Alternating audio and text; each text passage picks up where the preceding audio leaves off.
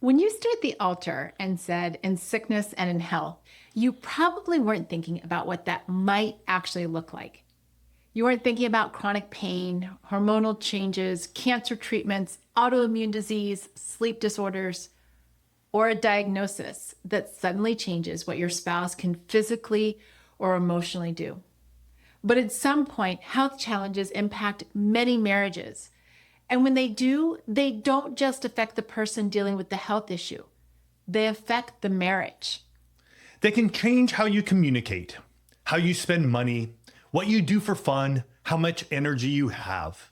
And yes, they can dramatically change your sexual intimacy. According to the CDC, 6 in 10 adults in the United States have at least one chronic disease. So this is an uncommon issue to show up in marriage. It's something couples need to know how to navigate. See, when health changes, intimacy often has to change too. And that doesn't mean that your marriage has to become less intimate. But it does mean you may have to re-examine what intimacy looks like in this season. One of the mistakes couples can make is treating a health challenge as though it only belongs to the person who has the diagnosis. But if one spouse is dealing with chronic pain, hormonal changes, medication side effects, or physical limitation, both spouses are navigating a new reality. That's so true. Think about the 6 pillars of intimacy. Your physical intimacy may change because one spouse is exhausted or uncomfortable. Your sexual intimacy may change because desire, arousal, or intercourse may look different. Your recreational intimacy may change because certain activities are no longer realistic. Your financial intimacy may change because of medical bills or changes in employment. And your emotional intimacy can take a hit when both of you are scared, frustrated, disappointed, or simply tired. Many couples get so focused on the health conditions that they stop thinking about how they can stay connected while life is changing around them. But that approach can cause serious damage to your relationship.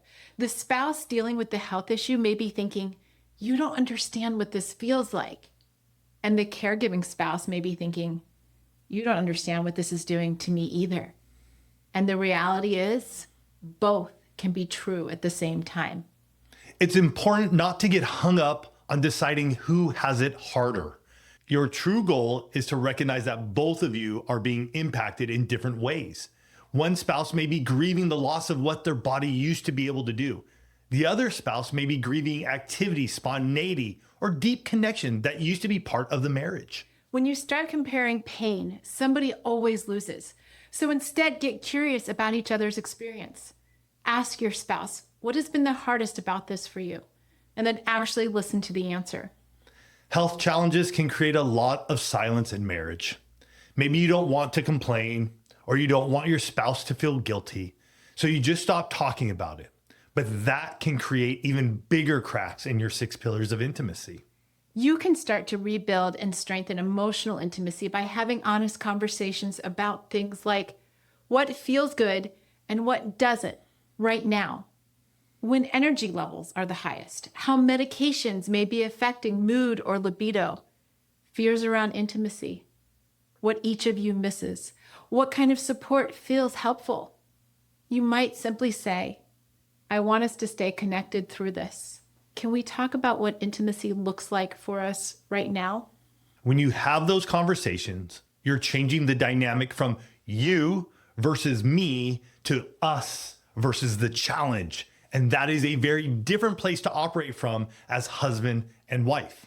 This is especially important when it comes to sexual intimacy.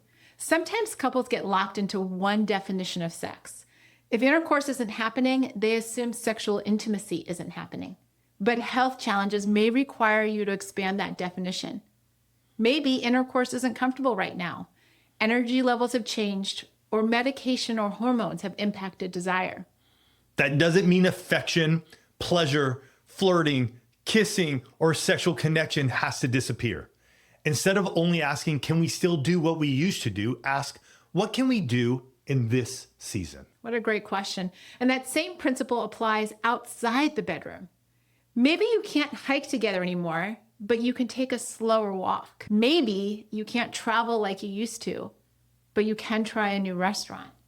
Instead of trying to constantly recreate the marriage you had before the health challenge, ask, how do we create connection with the life we have right now?